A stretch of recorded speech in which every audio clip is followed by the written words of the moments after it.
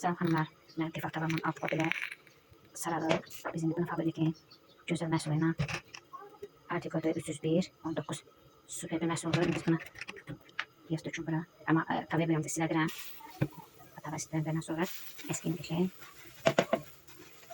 Həqiqətən də fabrikin bu məhsuluna yəni söz ola bilməz. Tifak Tavan'ın altını gör, nə gözəl təmizləyir.